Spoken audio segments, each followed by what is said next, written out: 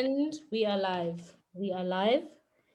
Welcome everybody to our first ever virtual Fulbright information session. Good afternoon and welcome once again. My name is Madingani Madiehe. I'm the Senior Cultural Assistant at the U.S. Embassy in Maseru. And the Fulbright program is one of the exchange programs that I manage under my portfolio.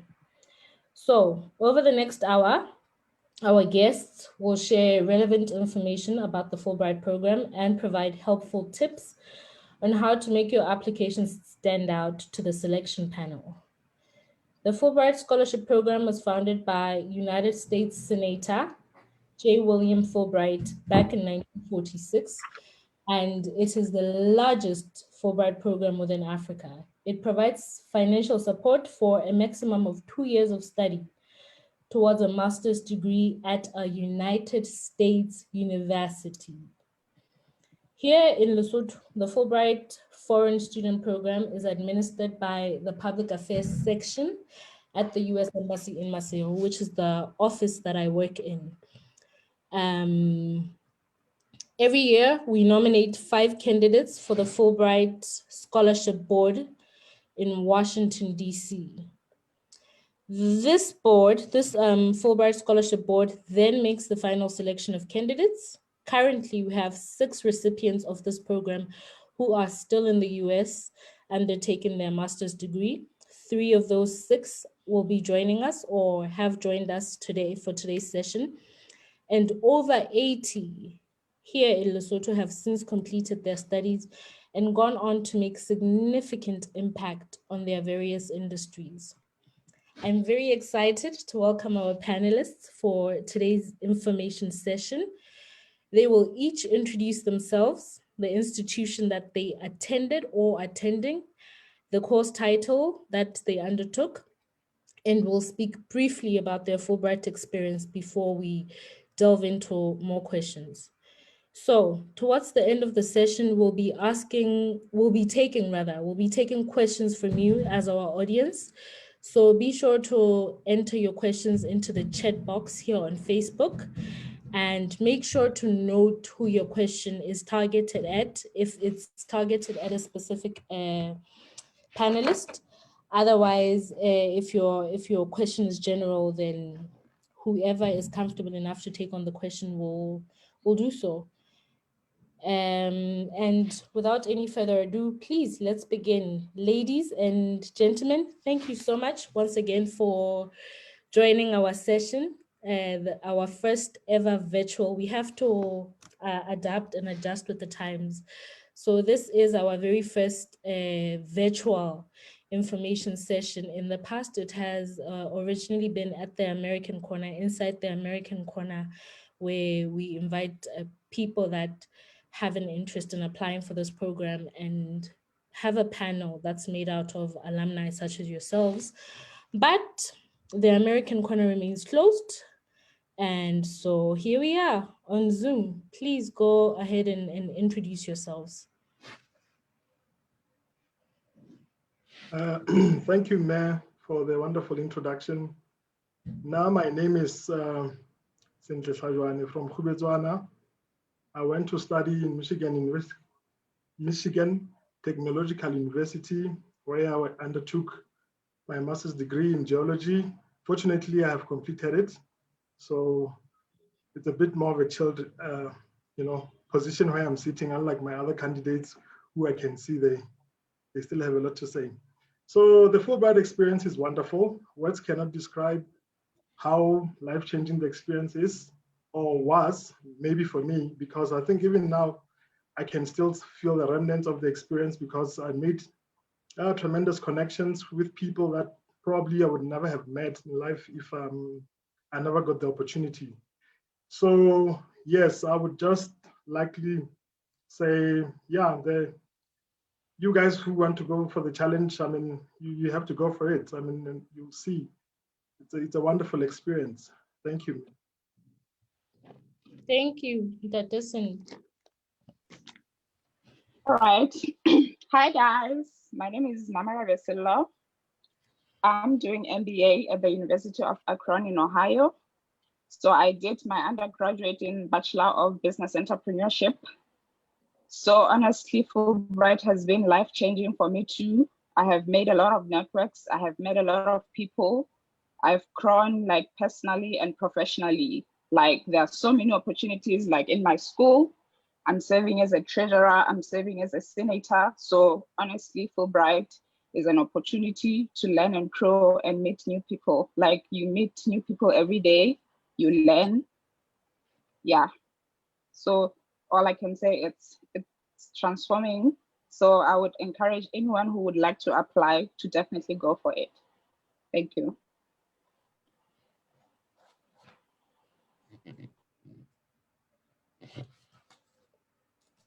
Um, Good afternoon, everyone. I was trying to be a good gentleman. My name is Marcela Matsila. I am a current Fulbright Scholar at Lehigh University, studying a Master of Science in Financial Engineering. I am originally from Roma, Putadichaba. The Fulbright experience has been a very phenomenal one for me. It's been rather like an educational pilgrimage, if I might call it that. It's given me the exposure of actually marveling at how diverse the world is, the opportunities, the people you meet, as my colleagues have already alluded to. I've had an immense opportunity to serve at the United Nations representing my university, where outside of a classroom, I've had the opportunity to actually sit around and listen to dignitaries and ambassadors from different parts of the world, which has been an international expanding experience. More than that as well, I've also had the opportunity to learn about technologies in my field, which is finance, financial technologies, artificial intelligence, blockchain, which has been a very expanding experience because it's building them from the ground up. And I think more than anything, one of the added things that my colleagues may actually agree to as well, we've had our experience through a pandemic and an election year in 2020. So the experience has been a very unique one, and we'll take very good nuggets from it going forward. Thank you. Thank you so much, Ms. Dingy, for having us today. My name is Mama Kasi Crazy. I normally go by the name Craze. I am a current public health student at Kansas State University in Kansas. My Fulbright experience in a nutshell has been very rewarding. It has allowed me to discover a lot about myself, discover the world around me, and get to study about what I'm truly passionate about in one of the best universities in the United States, while also exploring a new country with an entirely different society and culture, and also immersing myself in a new culture so diverse and so rich, so much that I sometimes feel like I'm discovering the whole world at once. I also had the opportunity to meet so many people from different countries with differences and similarities in culture.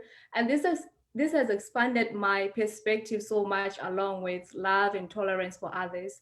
I grew not only as an academic, but as an individual. And above all, guys, I had so much fun, tons and tons of fun. So I hope when you apply, you can have the same experience or even a better experience compared to mine. Awesome. Thank you, Osmamakas. Thank you, everyone, for your introductions. I particularly love how each one of you reiterated how Fulbright has sort of exposed you to a more diverse world and, discovering of the world in one space all at once. And really, that's what the program is, or what it offers. So I am going to start off with one question, but I would like all of you to answer that question before we go into individual questions for each and one of you. So this question is, what do you think was so outstanding or so compelling about your statement of intent that you got to be chosen? So every single year we receive over 300, almost 400 applications, and Lesotho only has a slot of about 3 slots per year that we are almost certain or almost sure we'll be getting in that particular year.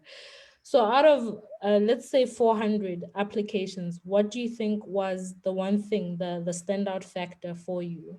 This is for all of you. Okay, I think my statement of intent was outstanding because it wasn't about me. It was about what I will do for Basotho once I've completed this master's program. So yeah, I think the center of it all is that this is not about you. The program is not about you. It's about the people, about the Basotho nation. How are you going to bring a change in our community once you're done with your program? I like that. It's not about you. It's about your impact on the country. Yeah, if I may chip in, I'd like to agree with her because I think one of the things that I mentioned is where I was working, we were going through a transformation, and then I realized that, I mean, in this transformation, I need some skills that I think they'll come in handy for us to actually evolve fully. So for me, I think also I reiterated those reasons on my application as well, including also some personal ambitious goals as a person as well. But the more weight was on when I realized that we really need some of these skills that I felt like I'll get them through this program. Thank you. Okay, yeah, I agree with my colleagues. I feel like my statement stood out because like I showed how I'm gonna help Lesotho when I come back and which skills I wanna attain so that when I come back, I can help Lesotho be a better place to live in. And I show that my education is not only gonna benefit me, but it's gonna benefit Lesotho. I feel like I was specific. I wasn't like, I'm gonna solve the problem, for example, of unemployment. I specifically explained how I'm gonna do that. So I feel like that is what helped me, like for my statement to be successful, because like I wasn't vague. I also talked about my experiences, which showed that I was passionate about what I was doing. I wasn't doing it for the sake of applying. So I feel like that's what helped me. All right. Thank you. To finish it off, I think for me, I'm in the finance sector, and I'm passionate about finance, financial technology, financial solutions, and having had the exposure to actually work in Lesotho and actually see the state at which we are in comparison to the world in certain parts, I felt that just the exposure, just acquiring the skill set, just acquiring the mindset externally, just having the exposure and meeting with different people would actually be a valuable add-on to bring back into the country.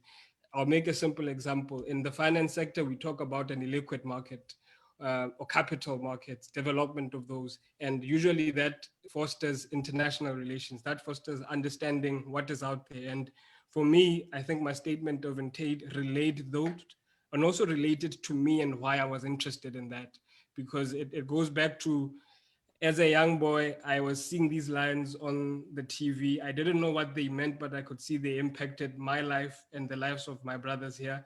And I just took it upon myself to see what little could I learn and bring back home. And I think I tried to sum that up perfectly in my intent.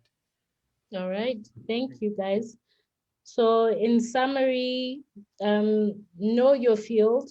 These are my takeaways from what each one of you have said. Know and understand your field. Understand that also, in as much as you know your field and understand it, it's not necessarily all about you. It's also about something bigger than you, the impact that you can provide towards the development of your country. And know your world, basically know your surroundings. All right, thank you for your answers. I'm now going to go to individual questions for each of you. The first one is for Osma Marabe. So the question is, how did you first find out about the Fulbright Scholarship? and what gave you the courage to apply? Now, in answering this question, Mama Rab, I would also like you to touch on how you were also part of the ecosystem as an alumni for a different exchange program.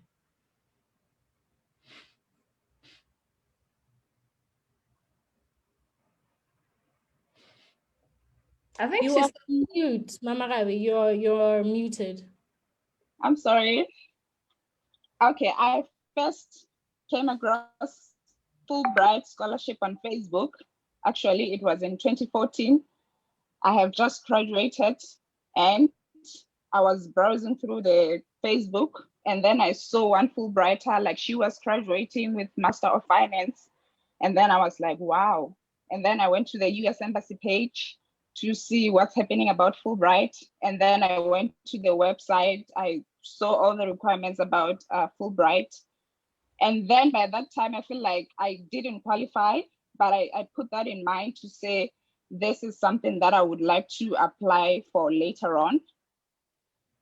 So I worked on myself, I worked on my experience until I felt like I was ready to apply for Fulbright. How long did you wait So before you finally gathered the courage? I think 4 years. Yeah, 4 years. Because honestly, I have always been passionate about doing MBA in the US. I knew I wanted to come into the US to do MBA. So when I saw the opportunity, I was like, this is it. I'm gonna apply for this scholarship. So, but MBA required me to have some work experience. So I had to work on that before I can apply for the scholarship. So I did a lot of entrepreneurship projects. Like I mentioned, I'm an entrepreneurship graduate. I did a lot of projects, I ran businesses, I worked, and then I became part of other exchange programs. One of them is YALI. So I feel like YALI has helped me, like, gave me passion to want to explore the world and to meet people from different walks of life. And when I became part of YALI, I feel like I was empowered and it gave me confidence to say, well, Fulbright is something that I can definitely apply for. I also became part of the African Women Entrepreneurship Program. And then I feel like I built my profile, which helped me to be successful in Fulbright. But I wouldn't say I was successful from the beginning because I tried to apply first attempt. I did my application and everything. And even though I didn't submit because like I wrote my application and everything and then gave it to somebody that I trusted would submit my application for me.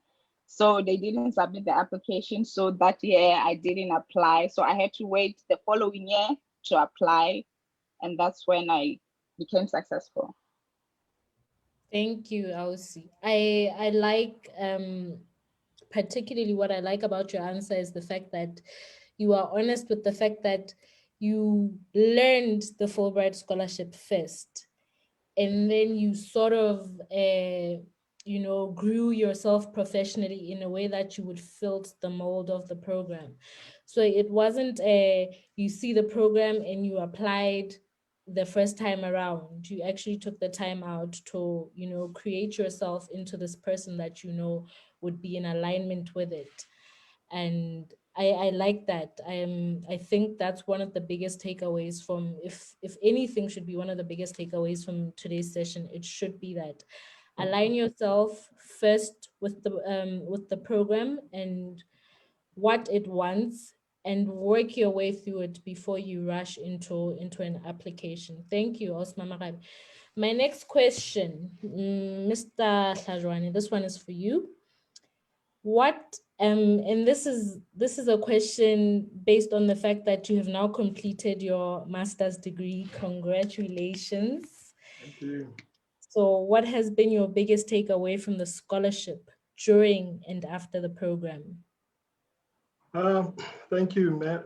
For me, the Fulbright Scholarship or program during my studies was very fulfilling, because even just the way, because from here to America, you need to be on a plane. So I've always loved planes. So to start with, the first tick on the box was like, okay, now I'm on a long haul plane. So it was like, I also love traveling and sightseeing. But most importantly, it gave me the platform to go to scientific conferences where mainly you meet people who have substantial contribution in the scientific community. And this time around, they're like right next to you. You can share your ideas, and you realize that success is built on small bricks, not actually you just see someone's title, you're thinking, oh wow. Then when you meet these people, you really give you their stories, and then you realize that, okay, this is not so hard actually. I can try and build it. So it's not an overnight thing though. But yeah, and the conferences, I was humbled by the one I went to in Phoenix, where I was presenting in one of the biggest mining conferences. My topic there, it was like, yeah, without Fulbright, that wouldn't have been possible, because just for you to even apply, it's a bit difficult. And also, when you're a Fulbright scholar, you have this subtle favors that these guys do for you. I don't know why. The whole department kind of like, give you special treatment in a way. You feel like royalty. And yes, for me, it was during my studies, I enjoyed the fact that the whole support system, that let's say if I just went there as an African alone, let's say my parents had tremendous amounts of money and then sent me to school there, I'm sure I wouldn't have gotten those some of those favors, if you may say. So for me, they really helped me a lot, also to complete my studies in time, because one other thing is I had to time because I had work obligations.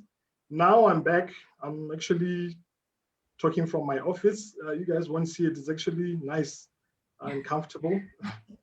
So yeah, I received a lot of tools that I'm now helping with the rest of my team.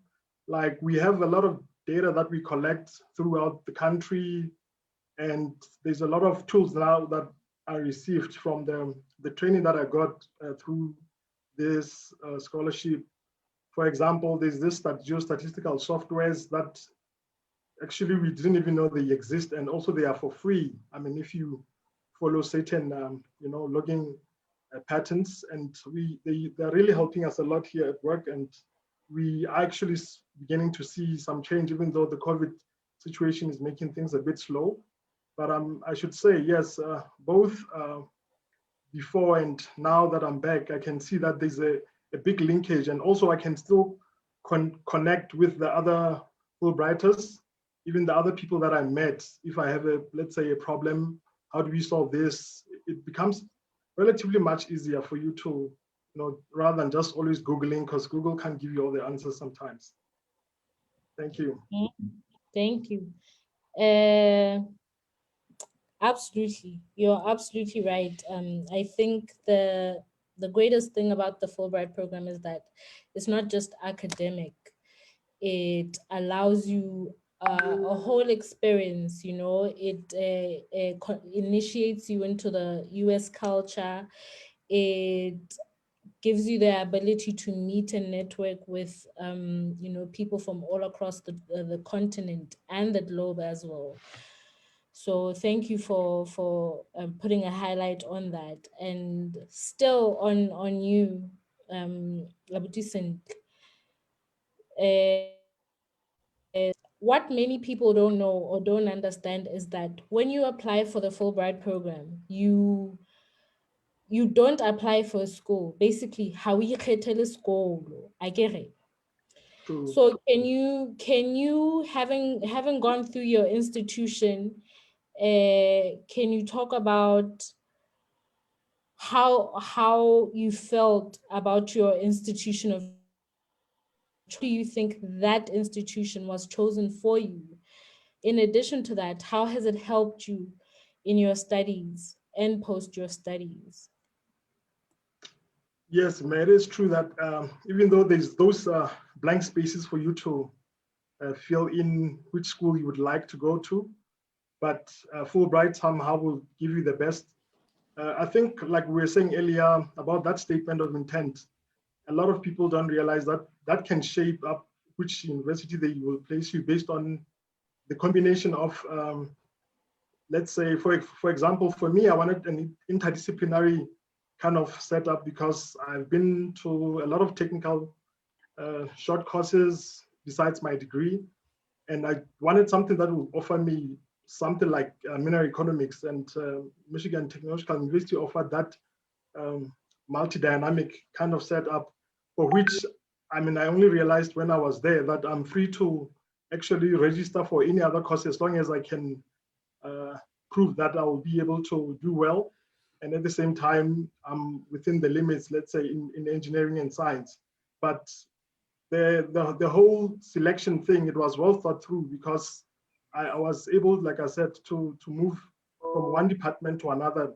Now I have this, at some stage, I remember one of my advisors was like, what do we call your degree now? Because it looks like you almost did everything.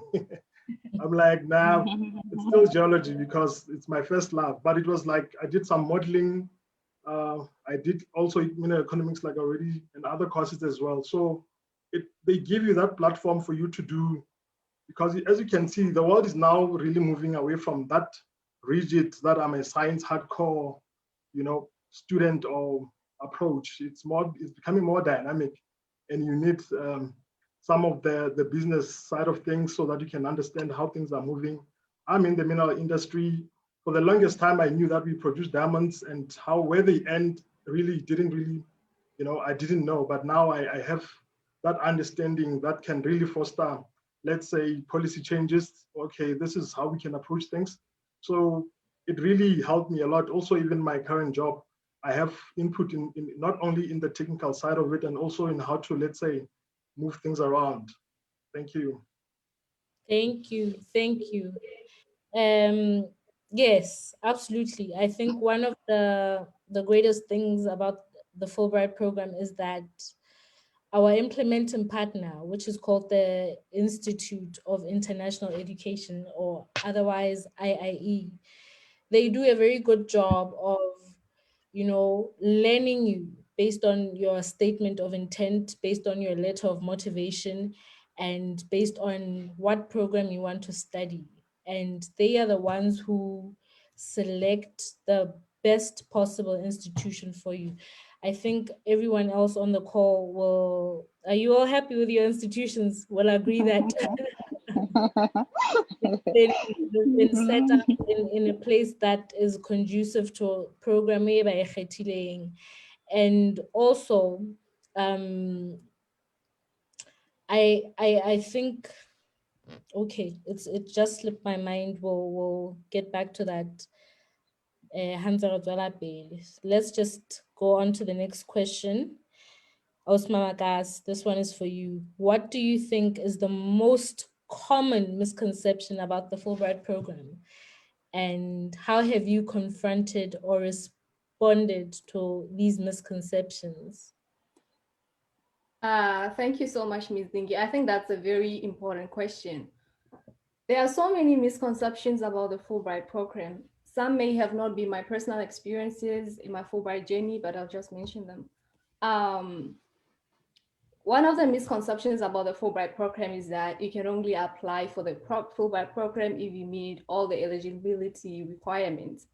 So in 2017, upon graduation from NUL, I wanted to apply for a Fulbright Scholarship, but unfortunately, I was only 22 at that time and I did not meet the minimum age requirement of 25. So I did not apply. In 2018, I met a Fulbright representative at a career fair at Convention Center, and I was like, hey, you know what?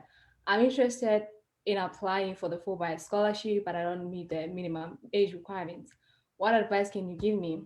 That lady looked at me and she was like, you don't have to meet all of those requirements. Besides, there's nothing wrong with trying. I took her advice and applied for the scholarship, and voila, here I am. So I think it's very important to make use of available informational resources, and most importantly, ask for more information from people who know these things. There's nothing wrong with asking, and there's nothing wrong with trying. Another misconception that people have about the Fulbright program is that Fulbright is only about grades. I think Mr. Ajwani mentioned it earlier. They think that you only have to be an A student to apply. So academic achievement is only one of the factors that contribute to the selection of the Fulbright program. Fulbright, let me say that Fulbright is awarded on other merits. The strength of your study intent, as we mentioned, the personal statement, the community involvement, among other things, contribute massively to your success to this program. So if your grades are holding you back from applying right now, please don't let them hold you back. Just apply and try. If it's yours, you'll get it. Also, Fulbright is not about going to the States to learn and take from the United States community, but it's about giving yourself to the community you're placed in. It's not only about taking, it involves exchange of knowledge, culture, information, and skills. Above all, it's about enjoying yourselves and making the most out of your program. You don't only have to be a nerd to be successful in this program. So my personal experience is that during my first semester in my MPH program, I was so buried in schoolwork. I was so obsessed with getting straight A's that I almost forgot about this integral part of Fulbright. And in my mind, I had this illusion that because I'm a Fulbright scholar, I have to focus on my studies and nothing else. So this changed in my second semester when I started engaging in more activities in the community, and I started volunteering with several health departments here in Kansas. And I interacted more with people. In short, I learned how to create a balance between my social and my academic life. Another misconception that I think I have in mind is that people think that you can only apply for Fulbright or be in the Fulbright program if you're from a large, prestigious university.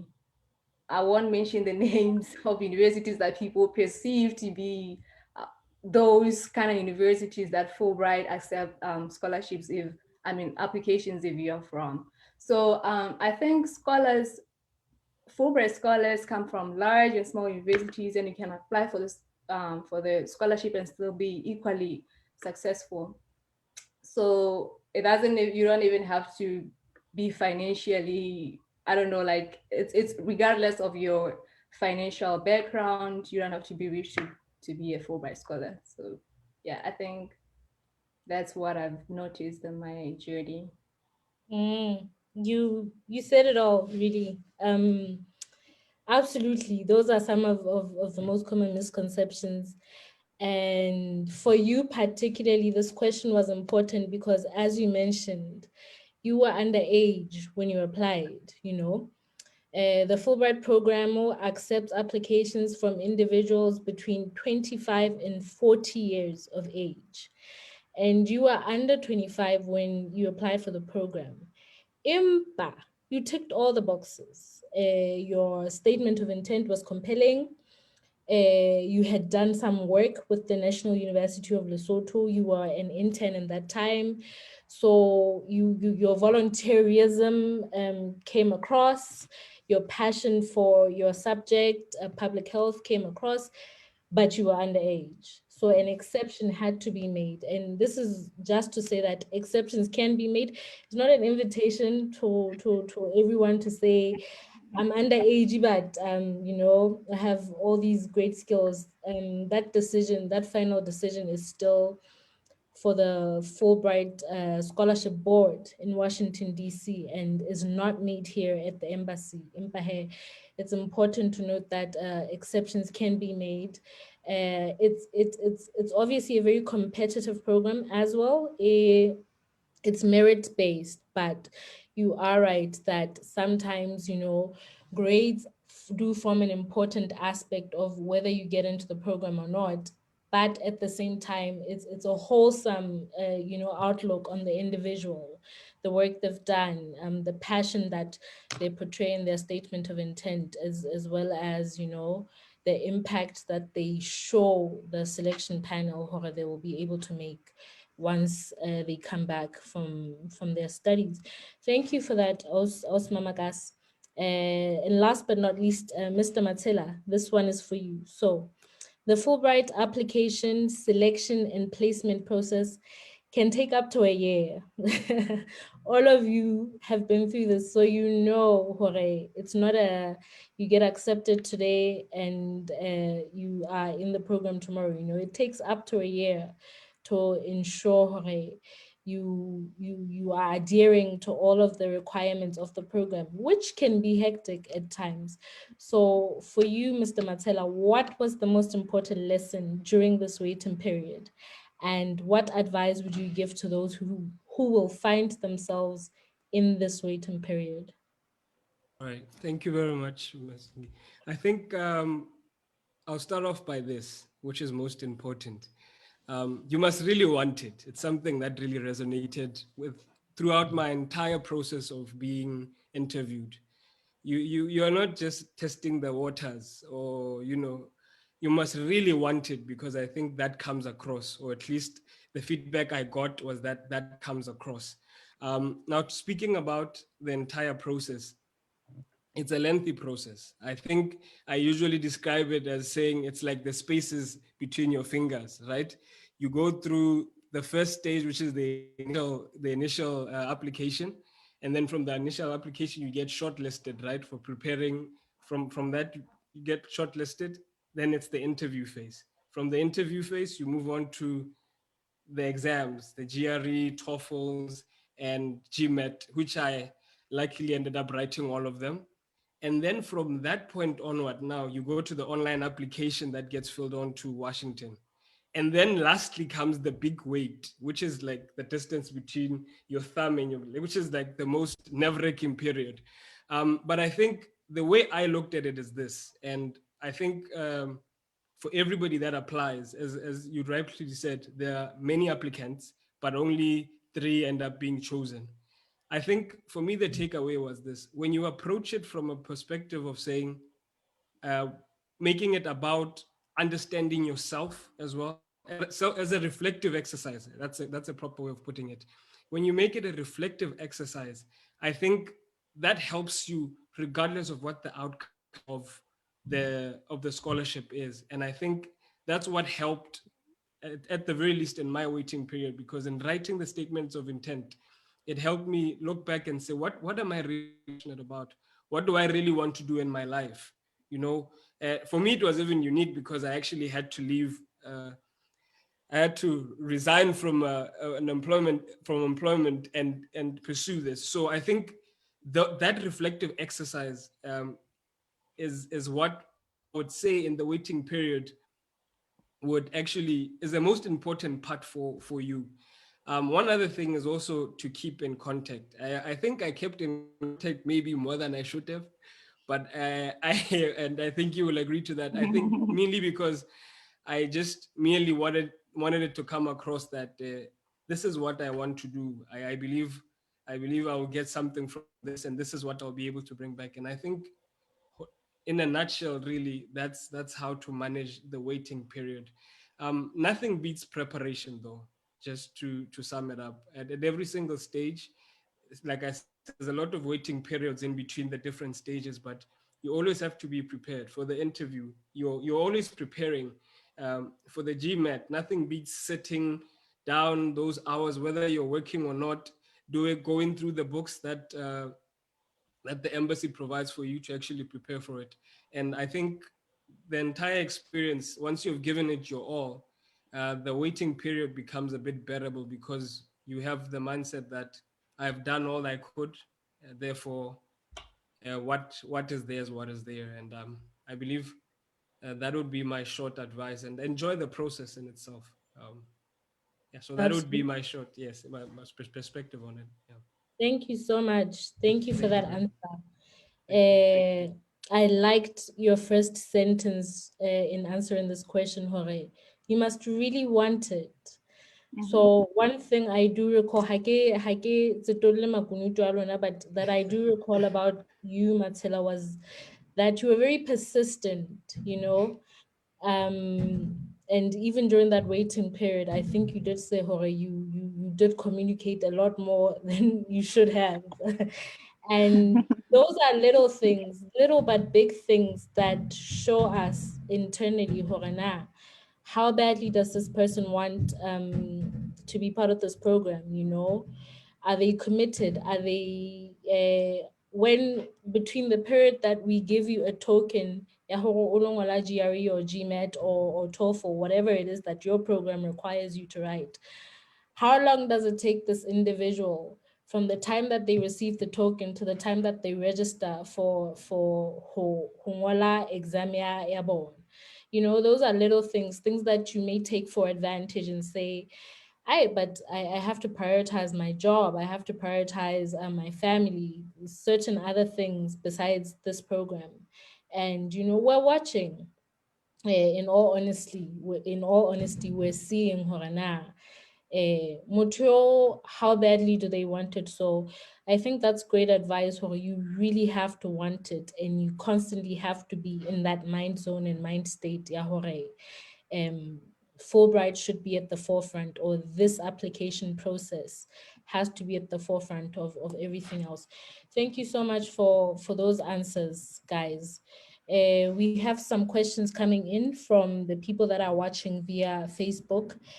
Except with the exception of one, they are not targeted. So I'm going to ask that whoever feels strongly about a certain question, feel free to take it on. The first one is, I would like to ask if I'm intending to study in 2022, should I apply now?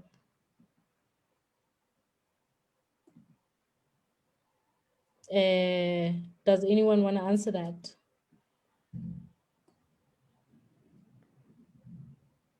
I think so. They intend to study in 2022. 2022. I think if they apply now, they should anticipate starting the program in 2023. No, it's 2022. Okay. I think the question is what. I think the question would be, what is the reason for wanting to 2022? Because nothing hurts from applying now and having your application in. I think it's a benefit regardless of when you wish to go. If you're looking to go for, you're going to go through the process now and go to school at the fall, right? Which would be fall of 2022, I believe. Yes, so you would still be in for your application right now. So I think they should. Yes, absolutely. That's also a bit of an administrative question, so I'll chip in as well, Jorge.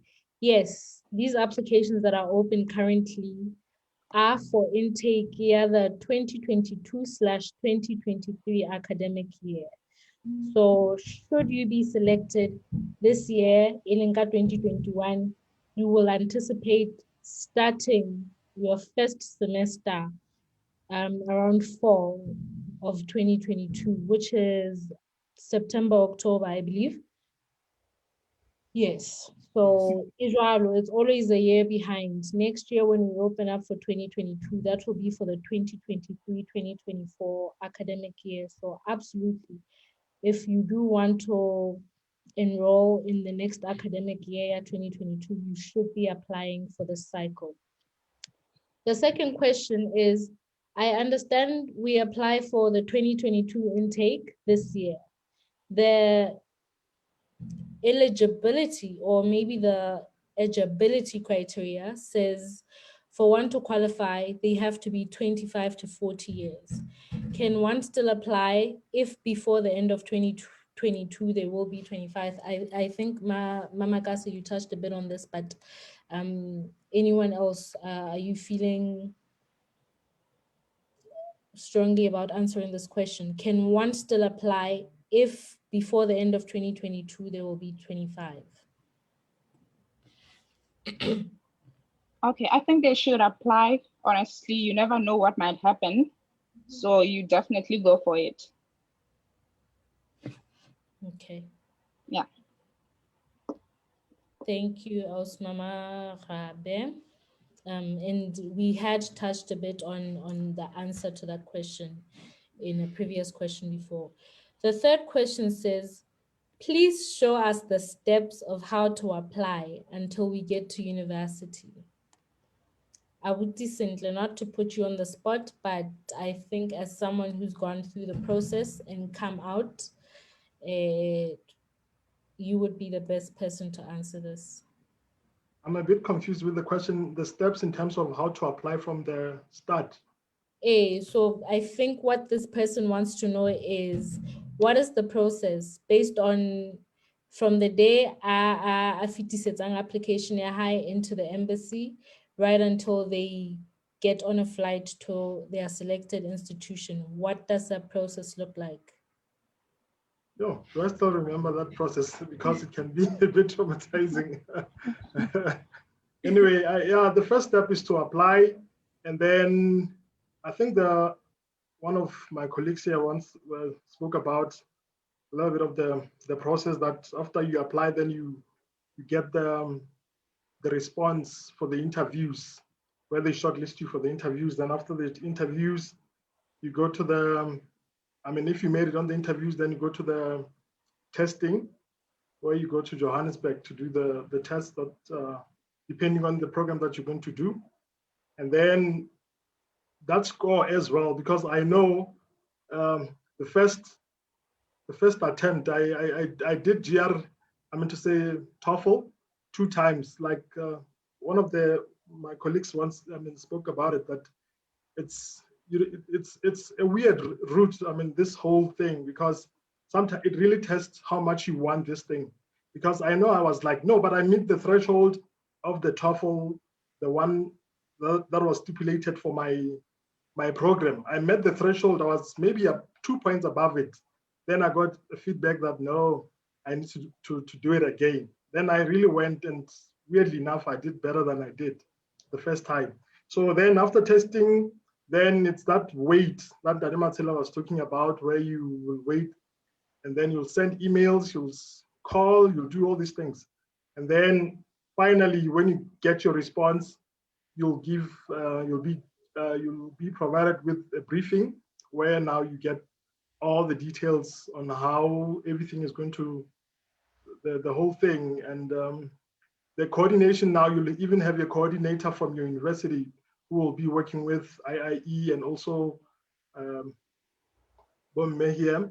So from there, then you'll go to this, what's the name again, where you go for all the students come, the Gateway program. The Gateway program, yeah, where you meet all these Fulbright students from all over the world. It's like 1 week of like madness, but it's beautiful because they take you to a nice city. We went to Miami, Florida, but like it's intensive, but you learn a lot from there. And then that's the first time you start making contacts. And then after the week or so, depending on the organizers, then you all depart to your respective universities. And then from there, you do your studies. IIE fully takes over. They pay all your stipends, your fees, and all the health issues that health insurance. Like literally, these guys, you feel like a little baby. They take care of you. Like literally, they take care of you. Then up until you write your final thesis, depending on let's say your stream that you take, and then even the departure, they will give you the proper organization and how you're going to go back home. We came back with a repatriation flight, so it wasn't that glamorous. So I hope you guys won't come back with that case. So yeah, but yeah, it's quite a lengthy process, but it's only lengthy now that I'm thinking about it. But when it's happening, it feels like it's real. It's real time. So don't worry about the steps that much. I think your focal point at this stage is to just, like most of panelists said, just focus on what you're really going to write on your statement of intent, and the rest you'll be well taken care of. Thank you. Thank you. I think you've hit the nail on the head with that answer. The next question is, does the scholarship also offer a PhD? Please allow me to take on this one from an administrative point. Unfortunately, at this moment, the embassy here in Maseru only focuses on master scholarships. So our Fulbright program is only targeted to individuals that want to study for a master's degree. We don't cater for PhD students at this time. All right, next question. This one is specific. It's for Ausim Mamarabe. So it says, when you talk of experience, do you mean work experience? And for how many years at least can one acquire work experience before considering to apply? All right, when I talk about experience, I talk about work experience. But I would say any kind of experience, whether it's voluntary, whether it's professional. So I would say you can apply even if you don't have work experience. It depends on your program of study. Because for me, I'm doing MBA, and honestly, MBA is a post-professional degree. So I had to have like at least 3 years of experience. So it depends on your program. So I would say if your program doesn't require like much work experience, you can apply without like any experience or 1 year or just voluntary experience. Thank you. Okay, thank you. We have one more question and about 5 minutes left of our session. This question says, I get that we don't choose the university we will be attending to, but will it be wrong to show that I did research about a particular university and how I believe it will improve certain skills I wish to acquire? I think one of you spoke a little bit about this earlier on, but please feel free to extend on it. Can I take that one?